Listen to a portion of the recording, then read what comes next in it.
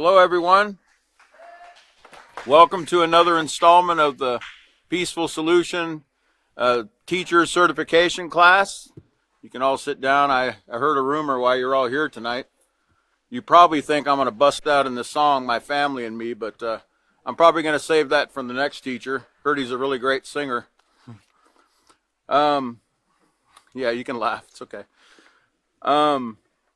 Before we continue on where Chris left off in the last class, I would like to kind of go over a few things on page 46 of the unit we're studying here, the character unit,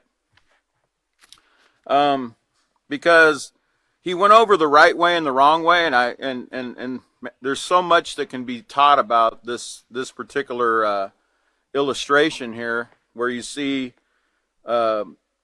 the example of the disrespect, the right or the wrong way, and you also see the right way. And let me go over this again. It says that the girl says that, she says, I really don't like it when you take my things without asking. Please don't do it anymore. And the other individual says, I didn't realize that bothered you. I'll ask from now on. I apologize. You know, and I'm sorry. I apologize. Will you please forgive me? You know, those are really, really powerful statements that de-escalate any kind of situation, you know, and it shows the humility that's needed to bring any kind of conflict down, okay, or to settle a conflict without it escalating into something, you know, some kind of fight or war. So this is a really great example, the right way. And that language is being used about I apologize, you know, those are courtesies. That's courtesy that the Peaceful Solution teaches, you know, the please, the thank you, can I, you know, the asking and the humility that we see here is really great, because that will diffuse any situation. But then the wrong way is where probably 80% of these kind of situations go in a family, especially amongst brothers and sisters, when possibly somebody uses something that don't belong to them, or invades their privacy. You know, maybe they go into someone's room without knocking, or they borrow without permission. You all remember what borrowing without permission is? Yeah, and everyone we ask, in all the schools we've ever gone to, all the children knew that that was stealing. We didn't have to tell them, but when we asked them, they told us they knew it was stealing. They even knew that touching something without asking first was a form of stealing. So here's the wrong way. He says, why don't you leave me my stuff alone, you jerk? You know, there right off the bat, you see the name calling, right? And remember what we learned in the beginning of the book about morals. People with a moral attitude, you know, they don't name call, tease, or bully in any way, because that's not recognizing that everyone's, you know, a human being, we're worthy of respect, and that everyone deserves the right to live in peace, safety, and security. And this other boy responds with, don't call me a jerk, you're stupid. You're stupid. So we see what we call arrogance. You know, the arrogance, rather than the humility we saw in that first illustration, we see an example of arrogance, you know, which is the opposite of being humble, which is going to escalate the situation if somebody doesn't decide at that point to be the peacemaker in the situation and humble themselves for the sake of peace and diffuse the argument. So it could really escalate into something really, really, really bad. And we call this in the Peaceful Solution, this situation in the wrong way, it's called the trap of disrespect. You know, it's a trap. You know, we tend to think because somebody did something wrong to us, then we have a right to get even with them, you know, to retaliate in some way, to say something to let them know we don't like what they did or what they said.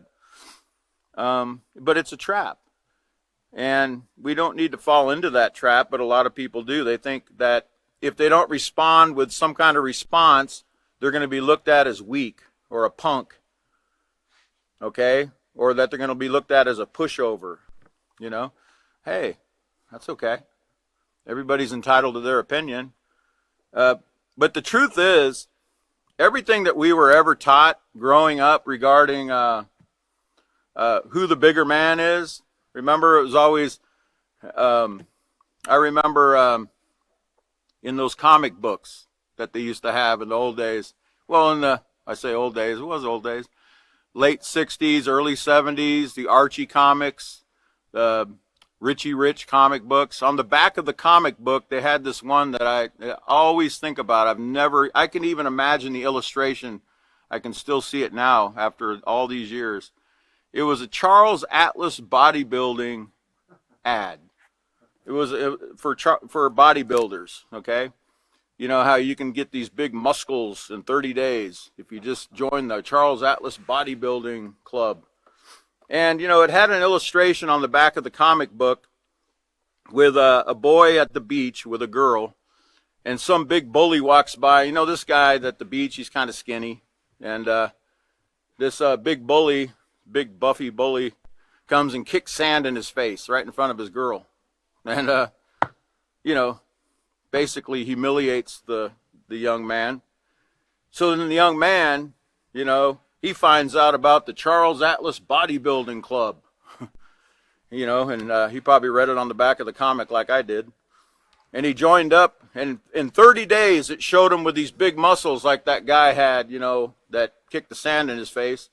And it shows him 30 days later at the beach in the same situation, and along comes the bully that kicked the sand in his face, and he beats up the bully. And then the girl's like, "You're my hero." Right?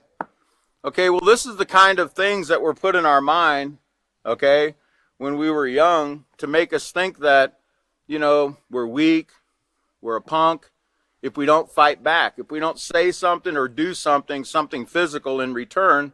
And that's just a trap. It's a trap of disrespect, and we need to try not to fall into these things. And I'm not saying if we're used to doing that all of a sudden we're just going to magically change. It's going to take choices on our part. It's going to take education. It's going to take setting our mind, you know, ahead of time in advance to remember what we're learning in the Peaceful Solution about being a peacemaker, being humble, and not letting things escalate, but de-escalating situations, not fighting fire with fire. And at the bottom of the page it says negative communication and showing disrespect for others do not solve anything. In fact, they create more problems. Somebody needs to tell this to world leaders. On 9/11/2001, you know, there was this big rush because of emotions. Emotions were very high. And, you know, understandably, you know, 3,000 people were killed. And there was a lot of damage done. And a lot of people suffered, lost loved ones. Some people didn't even know where their loved ones were. They were missing. And there was a lot of emotion going on, okay? But, you know, one thing you'll learn in character education is we really need to not allow emotion, you know, to make decisions when we're in the middle of emotions, like when we're in a high-charged situation like that. We need to let it calm down, think things through, be level-headed, and find a peaceful solution to whatever the conflict is.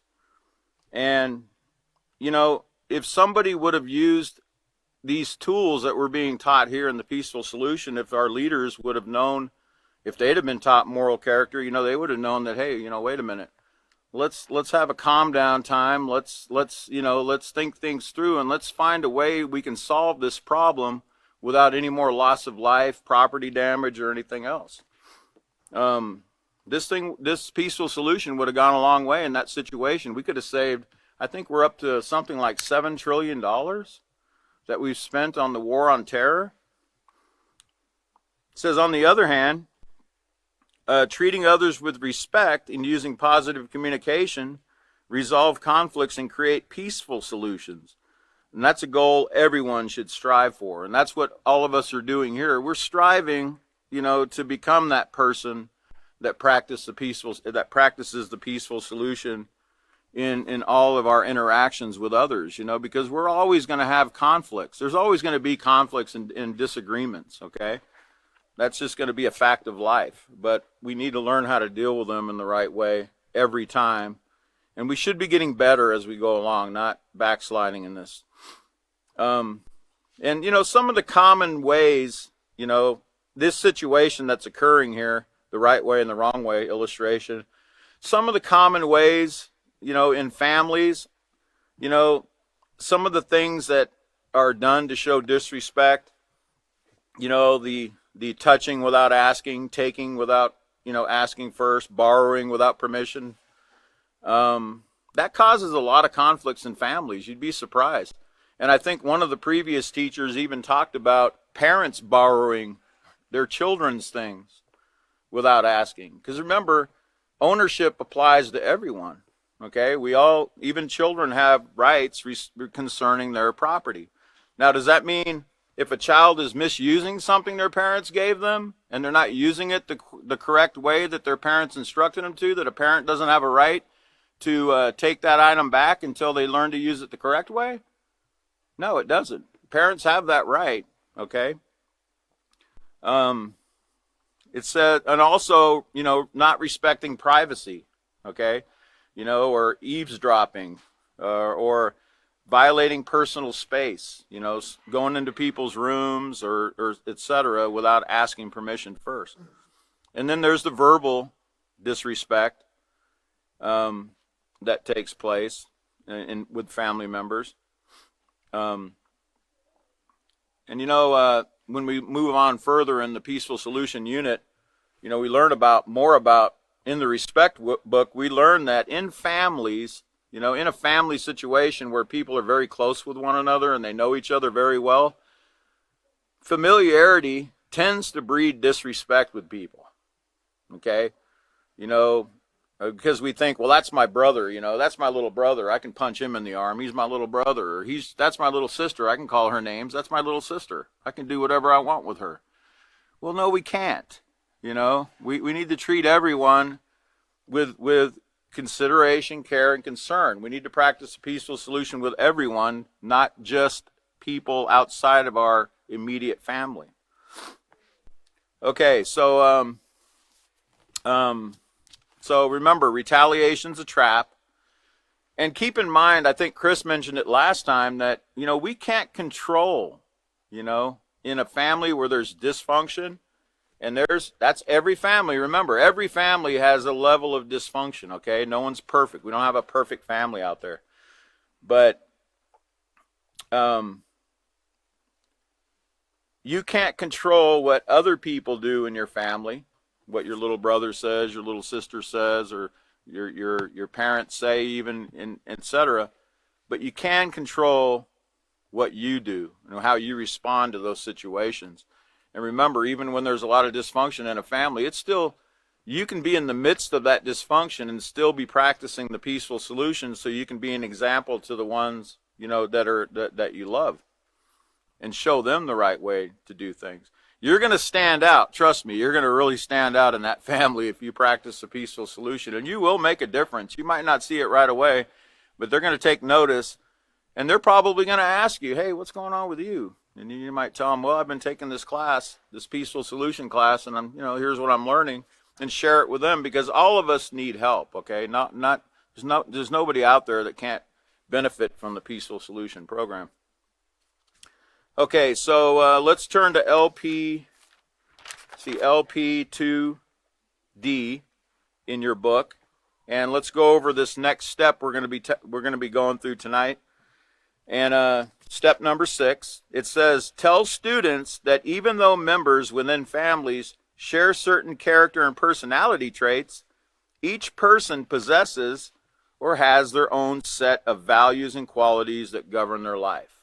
Remember, everyone's a unique individual. All 7 billion or 8 billion people out here on this planet, we're all different, okay? There's no carbon copies out there. Hence, they have different ways of thinking and doing things. All of these factors combined with living under one roof will produce some conflict. Stress that it is normal to have some problems or conflicts within a family, such as misunderstandings or arguments, But abuse of any kind should never be one of those problems. You know, whether it's physical, verbal, emotional, any kind of abuse should never be, you know, something that's going on in a family, okay? And it says, have students read the section found on page 47 and 48 in their handbooks entitled Somewhere in Between. Emphasize that with practice, every individual is capable of eliminating, that means getting rid of, negative traits and developing, which we learned meant building, the positive. So let's turn over to page 47. And again, I really hated to disappoint you that I'm not going to be singing that song tonight for you. But, you know, we'll say the next teacher might do it. I'm setting them up, I think. Page 47, somewhere in between, it says, are families either totally dysfunctional or totally healthy? Most families are somewhere in between. And that's why I tell you stories about my family, because mine was somewhere in between for the most part. We were pretty much like, you know, a lot of families. We had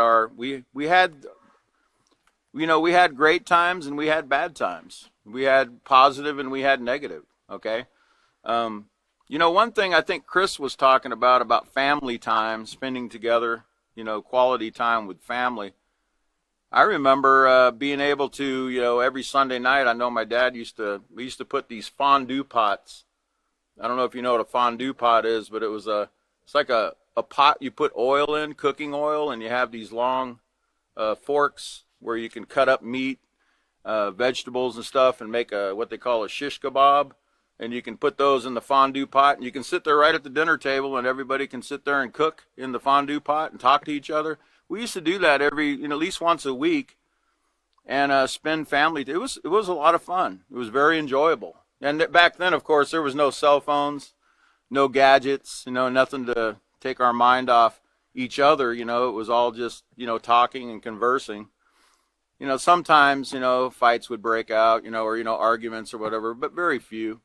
My parents didn't really like that. They didn't put up with that kind of stuff, but it was a great time. You know, it was a great thing to do. It was something to keep everyone in communication, you know. But I remember little things like that, and then I remember a lot of the negative things as well. But everyone's somewhere in between, you know. All families, most families are somewhere in between. Family life might not be as ideal as all the points you read about in the previous section. You know, like sometimes you might read something in the peaceful solution that seems like that's pretty far-fetched. That seems like, really? Are families really like that? Well, yes, they can be. All right.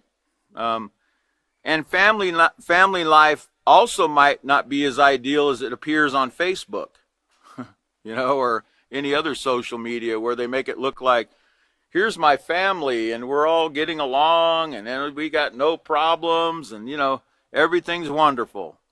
I wonder. I think there was a song years ago, no one knows what goes on behind closed doors. But it does manifest itself in many other ways, you know. I know as a character education instructor that everyone has something they're overcoming, you know, that they can overcome, you know, different character traits or different habits that they're struggling with that they want to eliminate. It says, but at the same time, abuses that are physical, emotional, and sexual should never occur within a family. Should never occur. Physical, emotional, and sexual abuse should never occur. However, even when abuses are not occurring, there might still be other problems. You know, and I can't recall ever going to any of my friends' houses where there wasn't some kind of, you know, something going on, where there was arguments or, you know, somebody was at each other's throat, or parents were at each other's throat, or people weren't talking to one another and ignoring one another, or something was going on. There was always something going on in all the families. it says, for instance, although there might not be physical or sexual abuse, family members might not always handle anger or frustration in appropriate ways. Oh, really? You know, think about this for a minute. And we're not even anywhere near yet the anger, you know, portion of what we need to learn, but as been brought out by other teachers before me, there's a lot about anger that none of us understood. And I'm putting myself there. I didn't understand anything about anger until I took the Peaceful Solution class. I knew zero. I just knew I got angry. But I had no idea that I actually was in control of anger. I could control that anger, that I was responsible for controlling it. I really didn't understand that.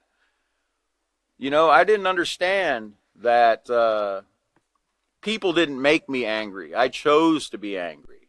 Okay, I didn't know that. I didn't even know, you know, as we learn that anger is a secondary emotion. It's not a primary emotion. In other words, we don't get angry right away. There's a series of steps that take place before we get angry.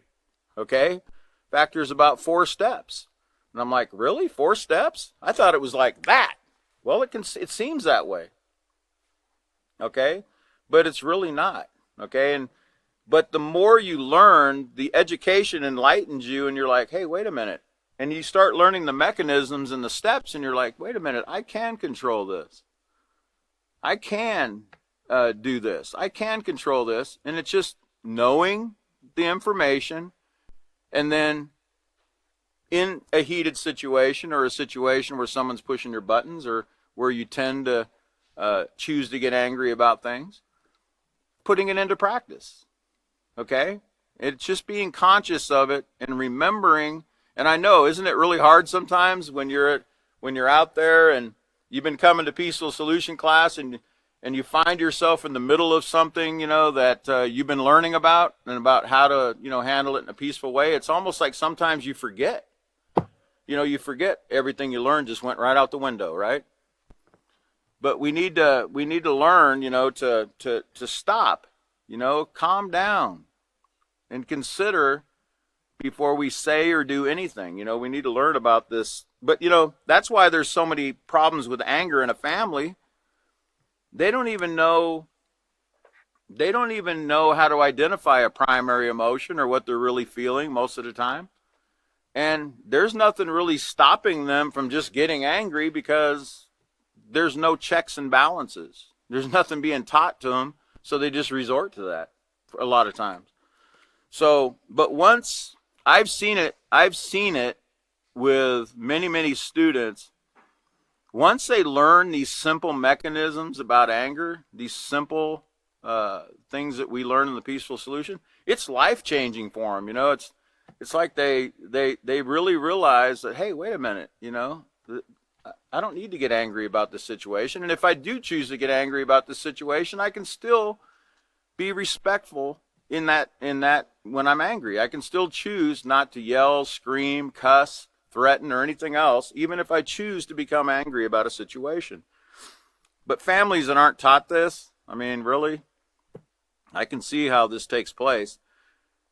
Let me read this sentence again. For instance, although there might not be physical or sexual abuse, family members might not always handle anger or frustration in appropriate ways. Instead of using positive communication, well, what's positive communication? We didn't know anything about communication until we got taught the Peaceful Solution. We didn't know that communication isn't just talking and listening. There's much more to communication than that. Okay?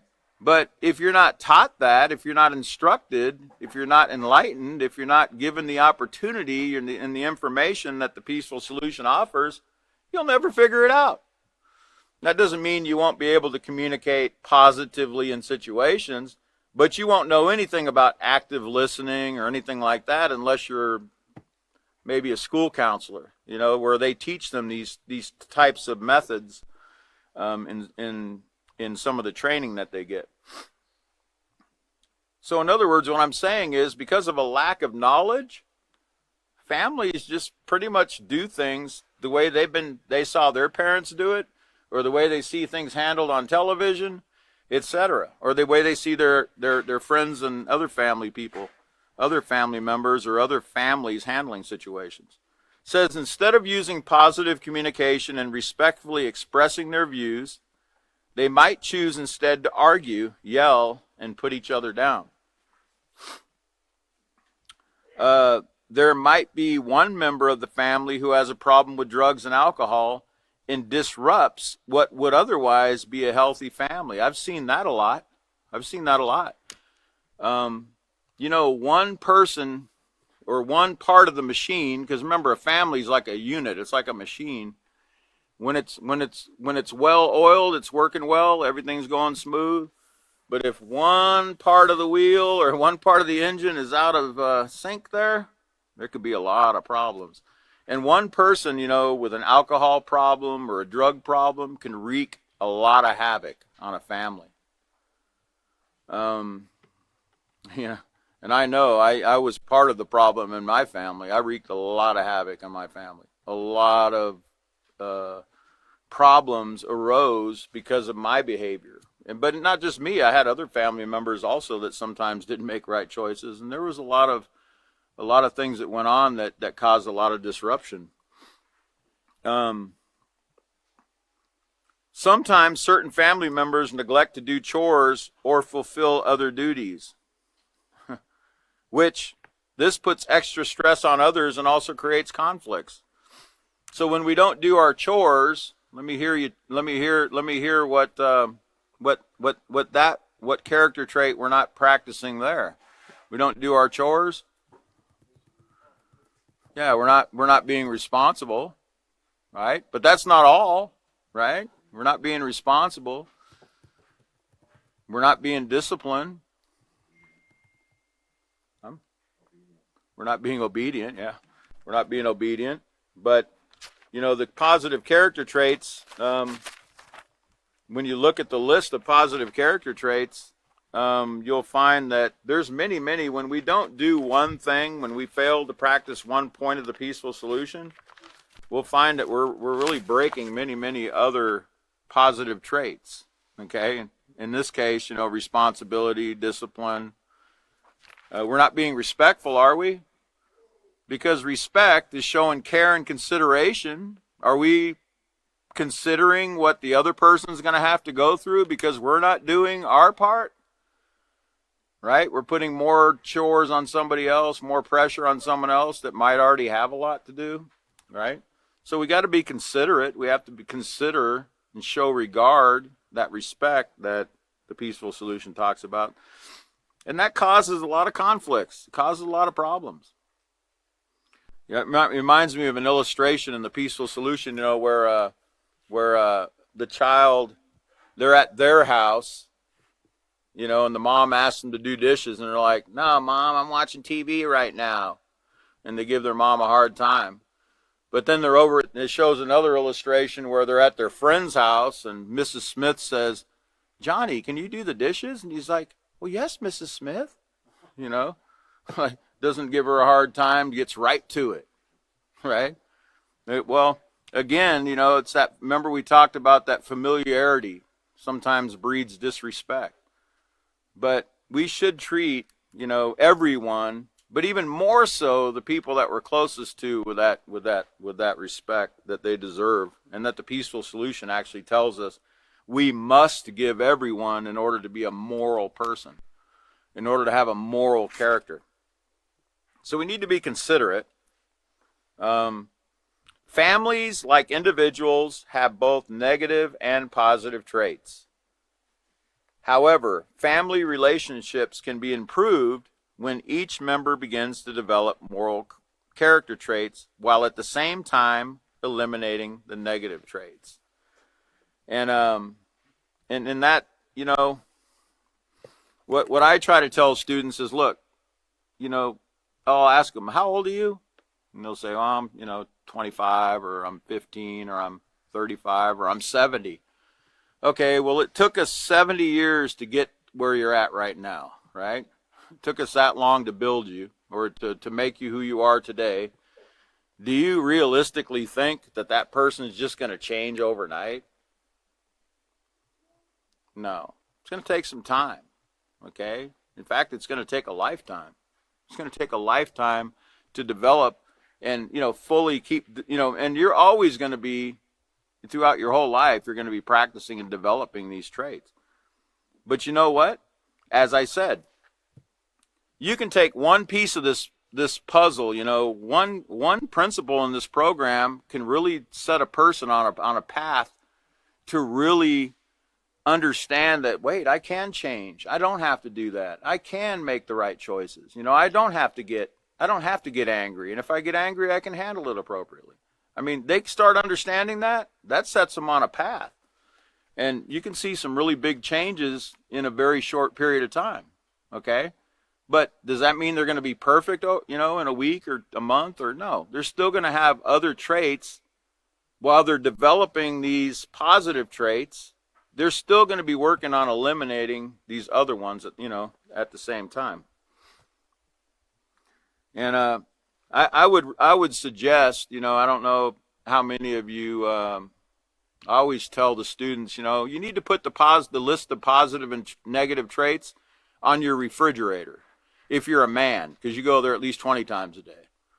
And if you're a girl, stick it on your mirror. You look in the mirror probably at least 30 or 40 times a day, right? So if you're a girl, put them on your mirror. If you're a man, put it on the fridge, right? Because we got to keep them in our mind. We have to see them. You ever heard out of sight, out of mind? It's real. Okay, it's real. Okay? It's like not posting rules in a school. If you don't post any rules, and there's no rules in the school, you think rules are going to be the uppermost thing in a child's mind? Absolutely not. They don't even see any. So why would they be thinking about rules? So reminders are great. Posting, and even posting peaceful solution sayings. Like I have, I could somehow put this on this button right here, the stop acronym of the peaceful solution. I could somehow stick a pole right here and make it face this way. So I could see it. I can't read it on my shirt, but other people can see it, so it'll help them, right? But we need reminders, we need to have reminders constantly in front of us. It does help, okay? But do put those peaceful solutions, since, we do need to put them, somewhere where we can see them. If you have a bunk bed, children, if you sleep on a bunk bed, stick it on the upper bunk, right? So you can, when you're laying there at night, you can just look up at it, right? Before you go to sleep. Somewhere where you can see it. I said that because I used to sleep on the bunk beds. I used to have bunk beds. I fell off the upper bunk, and I still have a gash right here. Got sewed up on in my bottom lip from falling off the top bunk. I think I was dreaming, and I fell off. Thought I was flying, maybe, possibly, or something. Okay. It says, so families have both negative and positive traits. I'm in the middle of the page. However, family relationships can be improved when each member begins to develop moral character traits while at the same time eliminating the negative traits. This can be accomplished if everyone begins to value how a moral character can improve the quality of his or her family. Now, how is somebody going to begin to value how a moral character can improve their life if they don't even have the information in front of them, or it's not even made available to them? A lot of times people aren't offered any kind of help until they're put in some kind of a bad situation, like they're incarcerated, for instance. Possibly they go to jail, because they stole something at the store. They go to juvenile detention, or they go to jail, and then all of a sudden it dawns on them, hey, I got a problem. Hey, I got a problem here, And, I know personally, I can only tell you personally what I did when I was a juvenile and I got put in juvenile detention. The first thing I did is I looked for some kind of comfort, something I could read to give me hope. Okay, and in my case, I grabbed the Bible off the book cart, because that was something that I liked to read, and it gave me comfort. Okay, but I also looked for other things to try to see, you know, well, how can I improve myself? Okay, there was things that I realized, but there was so many different ideas and, like, you know, so many other distractions that, you know, I really didn't have, and I didn't have a teacher. I didn't have, you know, what we have here with this class and somebody to guide me in that direction. I just kind of looked for things. I used to like reading the Reader's Digest, you know, to see, you know, some of the antidotes they had there, to see if that would help me, you know, some of these positive sayings they had or whatever. But I was looking for something, you know, because I knew that when I was in trouble, I knew I wanted out of trouble. Okay, I knew that I had a problem and then I needed to deal with it. But you know what? As soon as I got out of that situation, as soon as I got out of that jail, I forgot I had a problem. I went right back to doing what I was doing before until the next time. And then I was right back at the book cart, picking up that book again. Okay, and it's a cycle. It's like an endless cycle, you know, unless the peaceful solution, in my case, the peaceful solution intervened in the prison that I was in back in 1995. Okay, when the program first came out. It intervened in that situation, and I was taught certain concepts. We didn't have a lot of the material we have now, but we did have certain principles and concepts that I was taught, and that made all the difference. It made all the difference, and I'm telling you, I remember the last thing that prison guard told me as I was walking out of that correctional center. He said, "I'll see you next time." And I just remember thinking to myself, no, you won't. You know, because it reminded me of, remember verbal abuse, right? Chris talked about verbal abuse, and I believe Catan also hit on it.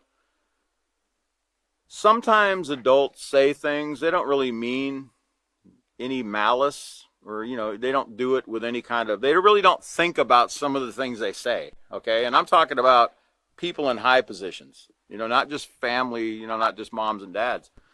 But I've stood before many judges even that told me, "You're a worst offender. There's nothing that we can do for you. There's nothing, you know, they used to call me incorrigible. That means hopeless, you know, corrupt, like no hope on earth for you." Okay, well, you keep hearing stuff like that, you know, what do you think you're going to think about yourself? Well, he's probably right, you know. Yeah, I guess I am a worst offender. I guess I'm the worst of the worst, or I guess I am incorrigible. There's nothing that's going to help me, right? But this is coming from the adults. Now, I remember I did have one judge, and this is the last time I got in trouble. I got to tell you this because I was doing a 10-year stretch in Alaska for some other crimes, and while I was in the prison, I was committing crimes over the prison telephone with a credit card, you know, ordering up all kinds of things and selling them to inmates. And I was making thousands of dollars in the jail there, committing fraud over the telephone in the prison. Okay? And one night, I got a visit, believe it or not. I think I'm the only person, I don't say this with any kind of, certainly not pride, because I don't practice that, but I'm the only person in the state of Alaska history that ever had police officers come to their cell with search warrants, looking for stolen items that I had purchased with a credit card over the prison telephone. And guess who was standing there with the police officers that came knocking on my cell? The prison superintendent. And boy, she did not like me at that moment. She was supposed to be protecting the public. See, that's why I was put in prison, to keep me from doing the things that I was doing and causing harm and property damage, or, you know, stealing and everything. I was supposed to be contained in that prison to keep me from doing that. And I just remember her telling me this one thing. She said, "You know what? You're going to the hole for a long time, and you're not going to see the light of day for a long time." And she was right. 3.5 years. They stuck me in that hole. Now, that's called a prison within the prison. Okay, if you think prison's the only thing they can do, no, they can stick you in a deeper problem in that prison. And they can make your life really miserable. with only 1 hour out a day, with handcuffs behind your back, taking a shower. Okay, 1 hour out, to walk around the yard or whatever for exercise. Okay, your life can get really miserable. But that's the kind of trouble I got into when I was in the jail. Okay, so even jails aren't the solution to the problem, are they? Just because you're put in jail, all of a sudden you have this transformation and you don't want to do anything wrong anymore? Actually not. When you go to jail, there's 500 other people just like you that haven't been taught moral character and that have all kinds of issues. And they also have all kinds of things they can teach you. I remember going from cell to cell. They used to put us in different cells with different people, maybe every other month or so I got a new roommate. And we'd get to know each other, hey, what are you in here for? Oh, I'm in here for this. What are you in here for? I'm in here for this. Hey, man, when we get out, we ought to hook up. With my brains and your looks, we can make lots of money. I mean, that's all it was. It was like robbery 101. Learning new schemes, learning new tricks, right? But the point I was trying to make, I guess, with the prison story is that, it can get worse for you. Okay, prison's not the worst of the worst. But I was declared incorrigible. But that last judge, I was going to tell you about her. The last judge, I'll never forget her too, because it was something she told me that was different than what the other judges told me. Okay? She said, young man, and I don't remember how old I was. This is 1989. She said, young man, she said, you're pretty smart. She goes, I'm going to send you to a prison where you can learn to use a computer and you can learn, you can take the knowledge that you have and you can put it to something positive and learn how to, because she was trying to figure out how I learned how to make up credit card numbers and fool all these credit card companies. So I didn't have any credit cards. I just got on the phone and I learned through trickery how to trick the system to give me authorizations for MasterCards, American Express, and this and that. Because when you're in prison, you have a lot of downtime, okay? So you have a lot of time to figure things out, okay? Because nothing else was really offered, right? So she made the comment that she said, you're pretty smart. I would like to see you turn your life around, okay? And she said, I'm going to send you somewhere where you can get some vocational education. And she did. She sent me to a big prison where they had a lot of different programs, okay? But it was something, at least she said something positive, and she wasn't like, you know what, you're the biggest mess up there ever was, you're incorrigible, you're a worst offender. She gave me some kind of positive feedback, okay? And I didn't forget that. And she's no longer alive today, but I do remember that as a positive thing that somebody said to me, instead of all the put downs, And I know that they didn't mean to do it. I think it's just the language that they're used to using when they have offenders standing in front of them that have been in a lot of trouble. And again, they weren't taught the peaceful solution either, so I don't hold it against them. But we have to be careful what we say to people and not make them think that there's no hope for them, that there's no way they can change. Because is that true? No, anybody can change. Anybody can change. That's the beauty of being alive. As long as you have breath, you have an opportunity to make that change. Okay? All right? But don't wait. Don't procrastinate. Don't think, well, yeah, you're right. As long as I have breath, so I'll wait another month to stop using that dope. No. You might not have another month. You use that dope again, you might be dead. Or you might hurt somebody else in the process. End up in prison or dead, even worse, right? So, now it says, you can begin, I'm on the third or fourth paragraph, I can't see, third paragraph. It says, you can begin improving your family life by using moral character traits when interacting with your parents, siblings, and other family members. You can start by being respectful in your daily conversations. Remember, we talked about the courteous speech, like the please and the thank you. That goes a long way with people. It really does. And in this day and age, we don't hear it too much. Sometimes we do. Certain people are very respectful in their language, but those simple little courtesies, those are a big deal with a lot of people. When you say thank you, it shows that appreciation. It shows that you're a thankful person. Remember, that is a positive character trait, being thankful. But, can you be thankful when your parents correct you? Can you be thankful that they care enough about you to ground you for a couple days because you got out of line? Can you be thankful for that? You should. That's all part of being thankful. Remember, being thankful means to be appreciative of the benefits that you've received. And I know you don't think that correction's a benefit when you're young, or you don't think getting grounded or, having some privilege taken from you because you got out of line, you stepped out of bounds. You don't think that's something to be thankful for. But you will one day. You'll look back and you'll go, I'm really thankful that my parents, they loved me enough to try to guide me away from those kind of behaviors. You will look back on it one day. Believe it or not, right now you probably think, you're crazy. William, you're crazy. But it is true. You will one day look back and you'll be very thankful for the times that your parents did try to guide you in that direction. Because not all parents do that. You do understand that, right? Not all parents guide their children away from the negative things. So it says, you can start by being respectful in your daily conversations and by being responsible in doing your share of chores. You must also remember to be humble. Humble. Let's go back to page 14. We need to go over that again. Page 14 on that humble.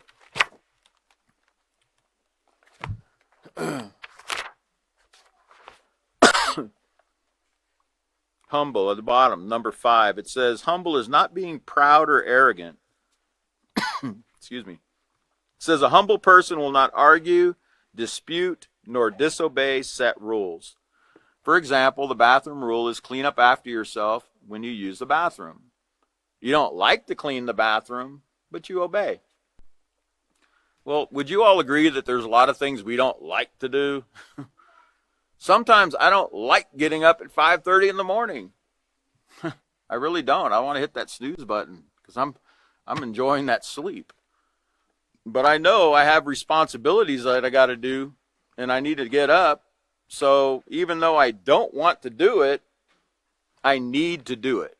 Okay, we'll learn more later on in the very last book in the responsibility unit about needs and wants. Yeah. Needs and wants are two different things.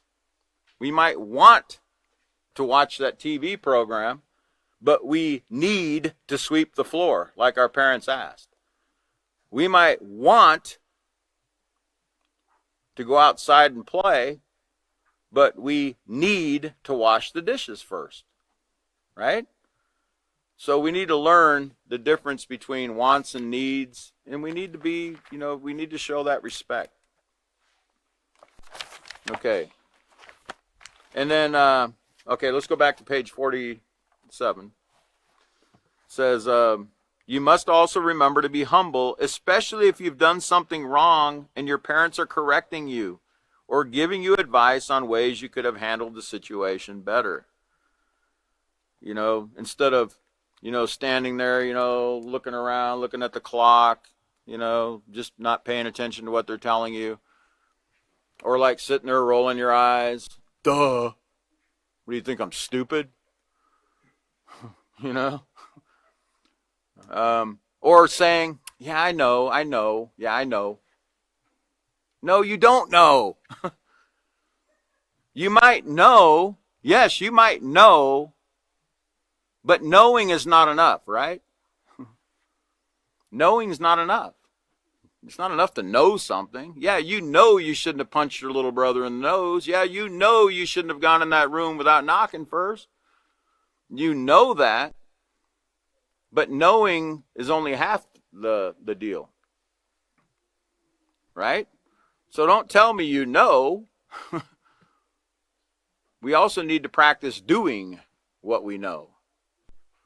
I think they say that knowing The difference between wisdom and knowledge is wisdom is doing what you know or what you've been taught. Knowing is knowledge. Wisdom is doing what you've been taught to do. Or they used to say, knowledge is knowing that avocados are a fruit. Wisdom is not putting it in your fruit salad. Something like that, right? It's okay to laugh sometimes, you know. Okay. Sometimes you might have to put an applause light up here, you know, so you know when I'm joking and when I'm not. Okay. So it says, you have to remember to be humble, especially if you've done something wrong. Okay, so the character traits of respect and humility, when used on a consistent basis, will reduce many conflicts and arguments between family members and especially between you and your parents. Okay? Now, this is going to take a lot of practice, you know, to do this. But children, we can do it. You know, we just need to remember. We need to remember, you know, what we're talking about here, what we're learning in the class. You know, we can't throw everything that we learned out the window when we're in that situation. We've got to try to remember these things. That's why I said reminders are great to have in your bedroom, in around your house, because it'll keep your mind focused on that positive, respectful behavior that's expected of you. Okay? It's very, very important to have reminders everywhere, and even coming to class like we're doing right now. Right now, what we're doing is we're charging our battery. We're charging our batteries up. We're charging our moral character batteries. Okay, and we're going to walk out of here because we're fresh. You know, we're going to have this fresh information in our mind, and someone bumps into us, we're going to be like, oh, sorry for getting in your way, right? But what about 2 days from now, or tomorrow? I think Dale Carnegie, or one of those guys that knows a lot about public speaking, said that we only remember about something like 10 or 11% of what we learned in a class the day before. Okay? So certain things will stand out in our mind, but are we going to be as courteous the next day as we are when we're just getting out of class and we're feeling all charged up? You know, when we're out there working in our jobs or whatever we're doing, we're with our families, are we going to remember? You know, that's what we need to try to do, is remember these things. And I'm telling you, the reminders, we used to go in a lot of schools. We still go in a lot of schools, but when they're open, they're not open anymore for the most part. But they had reminders everywhere. You know, you got to give them that. You know, some of the posters didn't quite, you know, some of them were mixed messages that weren't very positive as far as, you know, matching what's in the peaceful solution. But they did know the importance of reminders, and they put posters everywhere about respect, about courtesy, about citizenship, about honesty. They knew the importance of having reminders everywhere, and they literally had them everywhere, in the hallways, in the classrooms, posted everywhere. There must be something to that, right? There must be something to having reminders in front of us constantly. It does make a huge difference. It does. It really does. So, it says, the next time your brother or sister does something that annoys you, use patience and positive communication to express your feelings in an appropriate way. Now, I'll just bet you, young children, and even us big children, I'll bet you somebody does something within the next 24 hours to annoy us. You know how I know? In the peaceful solution, we don't give, you know, you're not, when I do classes with students, yeah, I might ask them and I might question them on things that they're learning and stuff, but I don't give them a written test and say, here, I want you to prove that, you know, you understand everything that you just learned. No, that's not the kind of test you're going to get. You know where you're going to get your test? It's going to be with your little brother, or your little sister, or your wife, or your husband, or whoever, or your person you work with, or a stranger in traffic, or wherever you, or in the grocery store, or wherever you go. You're going to get tested with situations that arise. Okay? So you know, be ready. Be ready. Sometime in the next 24 hours, you're probably going to become annoyed by something someone does. So remember what this says right here. Try to positively communicate and express your feelings in an appropriate way in that situation. This means no name calling or purposely trying to hurt his or her feelings. Then be willing to forgive. Remember forgiveness. Not holding any kind of ill will or grudge against that person. Keep reminding him or her that you would prefer hearing a request for permission before touching your things. You know, don't scream and yell at them because they touch your things without asking. Kindly remind them. Now, do you remember what I told you last time about touching my stuff? Could you please not do that? You can use the word please, right? You can be firm, but you don't need to be mean about it. You don't need to yell and be disrespectful or you know, give them that, what they call the evil eye, you know, or, you know, look at them in a threatening way or not have any kind of threatening posture, right? You don't need to do that. You can just remind them. It says, always be the one to set the right example to avoid conflicts. Model these things to help others learn from you too. Remember, it could be you who gets on your siblings' nerves the next time. Remember what respect is? Treating other people. You know, if you're ever in doubt as to how to treat somebody, just think, how would I want to be treated in that situation? How would I want them to talk to me if I touch their things without asking? How would I want them to handle it? How would I want to be talked to? Would I want to be talked down to? Would I want to be yelled at? Would I want to be cussed out? Ask yourself that, and then respond, you know, accordingly.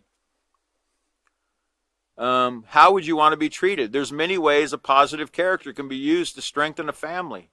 So consciously make an effort to practice using your positive character traits every day, and by your example, encourage others to do the same. That word consciously, and consciously making an example means in a deliberate, intentional way. Consciously means in a deliberate, intentional way. Okay? Be aware, you know, put those reminders up like I said. And finally it says, chew on this. Learn to accept correction from your parents. They're not correcting you to hurt you, but for your own benefit. Remember? Being thankful of the benefits that you've received. It's benefit to get corrected because it sets us on the right course and keeps us from bringing any harm to ourselves or somebody else. Okay? Rules are in place to keep us safe, and we always need to remember that correction is for our benefit. And that's all, you know, part of being humble and practicing that humility we talked about at the beginning of the class. So at this time, I see my time is up. Today is, what's the next class date? Okay, so the next class will be on 1/17 at 5:30 p.m. I believe it's on Sunday, right? Okay, 1/17 at 5:30 p.m. We'll pick up on page 4. Oh, I made it to the song. Maybe we'll hear the song next time. I'm not trying to set anybody up for anything, but everybody, thank you for coming again tonight. Have a great evening, and we'll see you next time. Thank you.